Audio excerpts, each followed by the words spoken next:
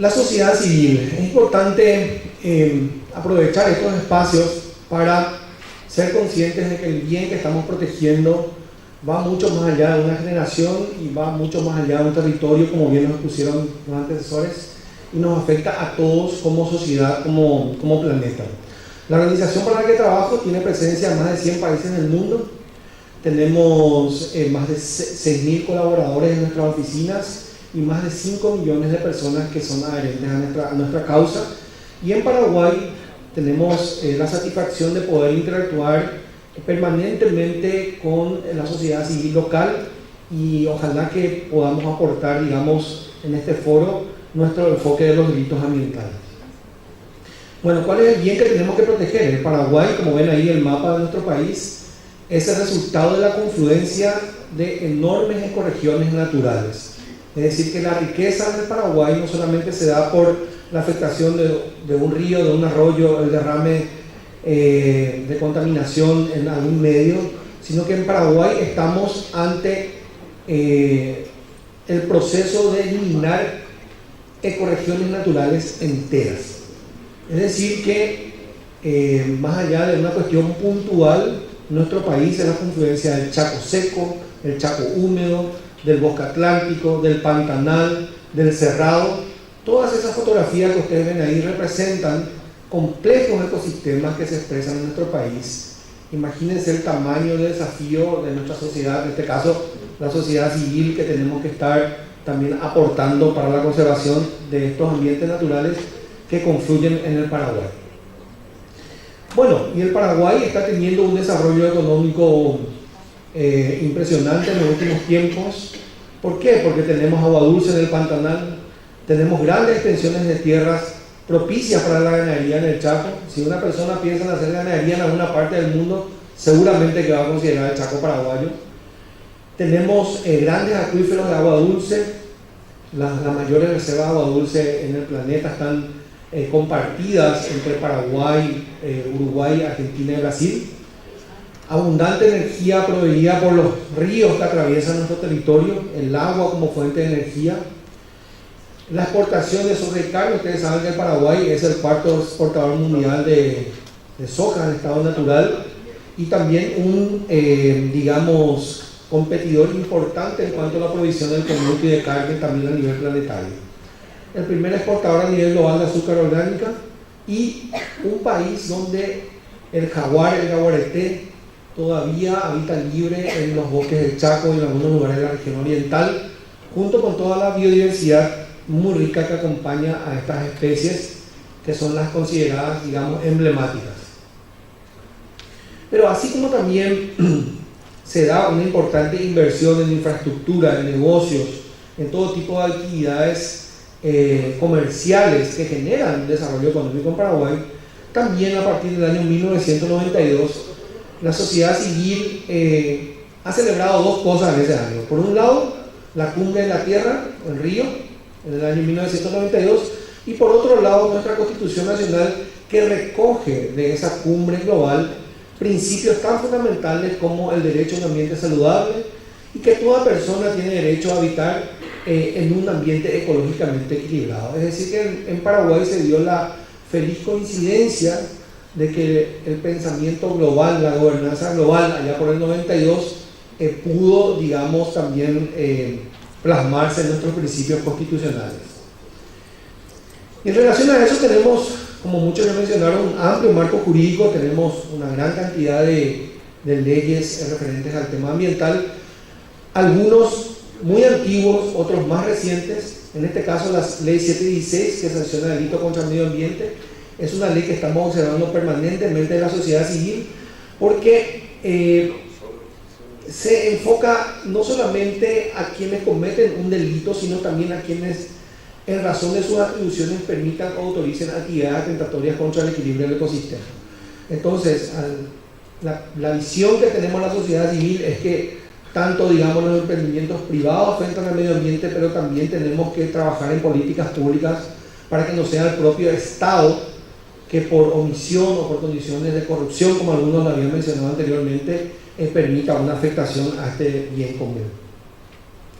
Y bueno, esta ley de delitos ecológicos está en el rango de 3 a 8 años de pena de penitenciaría, una multa de 500 hasta 2.000 jornales, pero desde la sociedad civil también nos encontramos, un poco ahí abajo en la diapositiva pueden ver que desde el punto administrativo, desde el punto de vista administrativo, recientemente las multas por infracciones ambientales han llegado hasta 20.000 jornales. O sea que realmente hace falta una revisión del equilibrio entre los crímenes, los delitos y las sanciones administrativas, que en muchos casos incluso son mucho más importantes en la época reciente.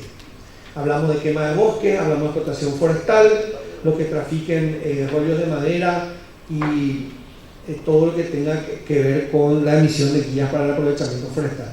El Paraguay es un país que aún tiene una riqueza forestal importante, por ese motivo gran parte de nuestras leyes están centradas en ecosistemas boscosos o similares. Bueno, y en relación a los bosques de la sociedad civil estamos acompañando una ley que tiene más de 45 años de vigencia en el Paraguay. De hecho, en esta semana estamos entrando en la etapa definitoria de la reglamentación de uno de los artículos de la ley 422 de 1973, la ley forestal, que da un mandato explícito para que en Paraguay se mantenga el 25% de los bosques naturales en el territorio de la República. ¿Por qué esta ley da este tipo de mandato y por qué la sociedad civil está, digamos, siempre muy atenta al acompañamiento de esta ley? Porque define a los bosques en manos privadas como de interés público. Es decir, que ya por el año 73 se identificaban elementos comunes para la sociedad paraguaya que deberían ser preservados en algún rango de expresión, en este caso el 25% de reservas forestales. Y esta ley también protege el agua a través de la protección de los bosques ribereños y las zonas con pendientes, y como mencioné, establece el mantenimiento de una porción de los bosques en pie como una reserva a futuro. Bueno, en 1973, digamos, la comunidad regulada por la ley forestal podría encontrarse ante esta situación. Un estado, donde el propietario de una finca contaba con superficie cubierta de bosques, y en este caso la ley da un mandato bastante claro, que es mantener el 25% de esos bosques naturales en pie. Por supuesto que ahí hay permisos, hay licencias para explotarlo, pero también hay un mandato de mantenimiento. Y por otro lado, si el propietario se encontraba ya con una explotación total, eliminación total de los bosques, reforestar una superficie equivalente al 5% de la superficie del predio. Entonces tenemos todas las herramientas para poder reconstruir el estado actual histórico de estos mandatos de leyes. Ustedes saben que las plataformas de monitoreo satelital, hablando de las pruebas que pueden aportar la sociedad civil, ya estaban vigentes en la plataforma Landsat desde 1973. Es decir, que en 1973 el planeta está siendo fotografiado y archivado en todas sus superficies sin excepción. Bueno, estas son las ilustraciones de la reforestación del 5%, y cuando nos encontramos con la palabra mantener desde la sociedad civil, hablamos de recomponer. Es decir, si estamos obligados a mantener, nuestra postura, nuestra visión es que para recuperar el equilibrio ecológico, de lo que no se mantuvo lo tenemos que recomponer. Creemos que es bastante lógico y bastante entendible. Y como había mencionado, las leyes que están enfocadas en los bosques protegen a los cursos de agua. En el caso de la región oriental del Paraguay, que es la que estamos en este momento, tiene una ley especial, pero en el caso del Chaco paraguayo, la región occidental, tiene que ser 100 metros a ambas márgenes. Y en el caso de que se hayan eliminado las coberturas boscosas colindantes con los cursos de agua, se debe recomponer, y creemos que eso es muy importante recalcar, estas protecciones exclusivamente con especies nativas. Bueno, pero en la sociedad civil nos enfrentamos ante la realidad de la gestión de los recursos naturales, y tuvimos que realizar una campaña nacional con todas las organizaciones que ven ahí sus logotipos para solicitar la derogación del decreto 7702, que abría las puertas a la eliminación de las reservas forestales salvaguardadas por la ley. Esta campaña de la sociedad civil tuvo su efecto en la derogación del mencionado decreto, y actualmente está vigente el decreto 175 2018, que regula todo lo referente a las reservas forestales que deben ser dejadas en pie. Esto es un poco la fotografía de lo que fue pasando con los bosques en Paraguay. La mancha verde que se va reduciendo con el correr del tiempo son los bosques que van quedando fragmentados. Teníamos 18 millones de hectáreas en el Chaco paraguayo, en la región occidental, en el año 2000. Hoy nos quedan 14 millones de hectáreas. Hemos perdido casi 5 millones de hectáreas. En el caso de la región oriental teníamos 3 millones y medio de hectáreas de bosque. Hoy nos quedan 2.800.000 hectáreas y hemos perdido 6.850 hectáreas, aún estando vigente la ley que prohíbe la deforestación en la región oriental. Es decir, que la aplicación de las leyes también es un tema que de la sociedad civil estamos muy atentos. Y aquí, si pueden observar, tal vez no se ve muy bien la línea histórica entre el año 2002 y 2016. De la sociedad civil clamamos que los poderes del Estado tienen un rol fundamental para mantener el patrimonio natural. Aquí vemos que los periodos de elecciones nacionales de cambio de autoridad de 2008 y 2013 coinciden exactamente con los picos más altos de deforestación. Es decir, que cuando el Poder Judicial, el Poder Legislativo y el Poder Ejecutivo están, digamos, abocados a cuestiones políticas partidarias y de campañas presidenciales, y para senadores y diputados nos encontramos con que la permisividad se libera del territorio nacional y de la sociedad civil. En nuestro monitoreo nos encontramos con la situación de que los picos de deforestación coinciden con los momentos entre las elecciones y que asume la nueva administración en Paraguay. Arranca en marzo y asume en agosto, y esos picos que ven ahí se dan exactamente en esos periodos, ¿verdad? Es decir, que tenemos los elementos objetivos para analizar. Como mencioné, en el caso de la región oriental, donde se ubica uno de los bosques más ricos a nivel de diversidad biológica, nos quedan menos de 3 millones de hectáreas, totalmente fragmentado y desconectado. Ahí ya tenemos que hablar de recomposición. Bueno, en Paraguay, hasta el 2001 teníamos un estatuto agrario que era un modelo extractivo, que hablaba de que el bosque era una tierra sin valor, que debía ser eliminado del paisaje, y por supuesto ese tipo de criterios dio pie a una falta de gobernanza y a una corrupción generalizada en nuestro país, llevando a situación de casi desaparición de nuestros ecosistemas boscosos, como lo que mencioné anteriormente.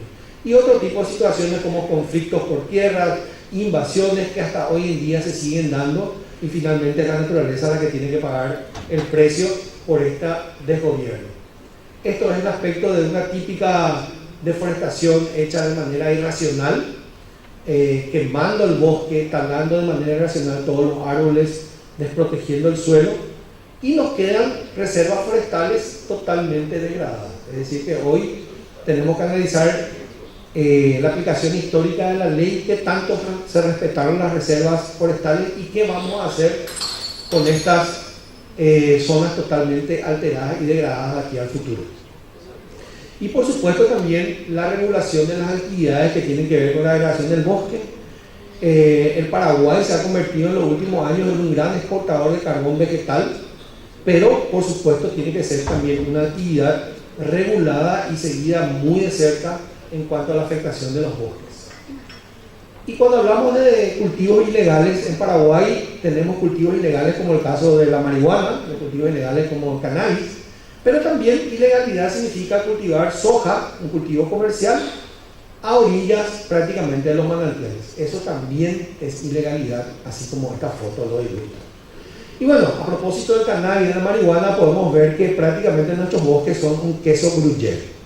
Desde la sociedad civil realmente hacemos el llamado a este foro, a las autoridades del gobierno, de que hoy en día el cultivo ilícito de marihuana representa el mayor elemento de deforestación en el bosque atlántico de la región oriental, con 5.428 hectáreas deforestadas en el año 2016. Imagínense cómo el Estado y todos los poderes del Estado se plantan ante esta situación. Y también, como mencioné anteriormente, está vigente una ley que prohíbe la deforestación en la región oriental, pero seguimos teniendo cultivos agrícolas que infringen esta ley y también asentamientos humanos que están afectando a los bosques.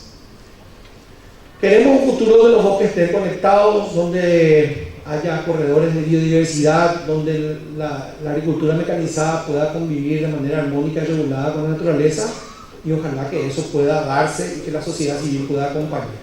Esto ya lo mencioné anteriormente. Esto es una animación de lo que sería el Chaco paraguayo, como arrancamos allá por el año 2000, y toda esa mancha verde que se va perdiendo con el discurrir del tiempo hasta el año 2017 representa la fragmentación y la pérdida de los bosques en el Chaco paraguayo. Bueno, ¿cuánto estamos gastando? ¿Cuánto capital natural nos queda? ¿Cuánto debemos dejar de deforestar? ¿Y cuándo debemos parar? Hablé de que desde la sociedad civil planteamos dejar corredores para conectar los fragmentos de ambientes naturales y boscosos, hacer una promoción muy fuerte de mejores prácticas agrícolas, ganaderas, con el respeto a la naturaleza, poner sobre la mesa todo tipo de incentivos para enfrentarnos a esta situación realmente de emergencia ambiental que tenemos en Paraguay, trabajar con las figuras de reserva de la biosfera para proteger amplias porciones del territorio y fortalecer nuestras áreas silvestres protegidas. Creemos que si aplicamos la conservación de las reservas naturales, la protección de los recursos hídricos para conectar esas reservas naturales entre sí, podríamos estar andando el camino hacia la solución y hacia un paisaje que pueda volver a recuperarse. Pero sin embargo, si seguimos dejando solamente un pequeño árbol en el medio de una pastura implantada en el Chaco, por ejemplo, y el resto de la pastura un poco más abajo a la derecha totalmente enmalezada y no pudiendo ser aprovechada para el pastoreo, no estamos haciendo buenas prácticas agropecuarias. Entonces estamos tumbando bosque para ser ineficientes. Esa es un poco también la reflexión que dejamos en la sociedad civil. La ganadería puede coexistir con el quebracho blanco, puede coexistir con los árboles nativos, podemos buscar caminos para la solución. Bueno, y para ir cerrando un poquito, ¿cómo podemos avanzar y cómo podemos colaborar en la sociedad civil hacia una mejor justicia ambiental? Cumpliendo los tratados, hablaron de cambio climático, de diversidad biológica que están vigentes en nuestro país, las leyes ambientales que son más que suficientes, pero también hablar de reforma de las leyes, por ejemplo, evitar que las reservas forestales sean pulverizadas una vez que se van vendiendo las fincas o se van fragmentando las fincas, que sea propia la cosa indivisible. La recomposición de todo este pasivo ambiental que está vigente y que le acabo de mostrar, tener en cuenta la realidad del Chaco y la región oriental, que son bastante diferentes, empezar a darle mucha fuerza a la conectividad entre los fragmentos de ambientes naturales, el control y monitoreo del Ministerio del Ambiente, el Catastro, el Instituto Forestal Nacional, la Fiscalía, todos los servicios que tienen que ver con la ganadería y con la protección vegetal, la sistematización de los datos, la trazabilidad, la transparencia, el ordenamiento territorial, la promoción de un sistema de áreas silvestres protegidas apropiado y la mitigación de los impactos de infraestructuras que se van a dar y se están dando fuertemente en nuestro país. Y para cerrar, ya como se acaba el tiempo,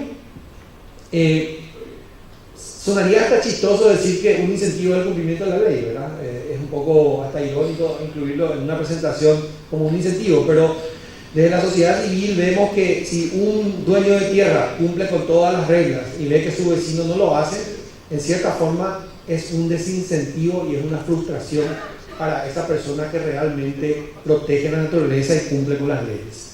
El pago por servicios ambientales, por supuesto, es un incentivo que está vigente en nuestro país. Las exoneraciones fiscales de los bosques de reserva creemos que tienen que ser mucho más fuertes. Las financiaciones de crédito más bajos, periodos de gracia más largos, de largo plazo para recuperación ambiental y recomposición tienen que ponerse a disposición. Y también los royalties que obtenemos de nuestras hidroeléctricas tienen que ser canalizados a los municipios en base a planes ambientales que sean cumplidos. Es decir, no solamente premiar a los municipios con royalties, sino que también exigirles la gestión ambiental. Promover la diversificación de la producción. Nosotros no estamos en contra de la producción, al contrario, sabemos que necesitamos productos de autoconsumo, sabemos que tenemos que manejar el bosque, que tenemos que cuidar la vida silvestre, que tenemos que promover el turismo de naturaleza. Todas esas son actividades en las cuales podemos acompañar perfectamente. Y promover el acceso a mercados premium para los commodities de Paraguay. No estamos tampoco en contra de la producción de commodities, sino que estamos apuntando a que los mercados sean más exigentes en cuanto al cuidado de la naturaleza. Y por supuesto, una inclusión para todos, Sabemos que en Paraguay tenemos más de 19 pueblos indígenas que todavía mantienen su lengua y su cultura y tienen que ser considerados los pueblos indígenas y campesinos. Lo dejaría por acá para poder cumplir con el tiempo que se me ha exigido, pero vamos a permanecer en el panel y ante el público para poder interactuar y poder evacuar cualquier tipo de consulta que tengan. Muchísimas gracias.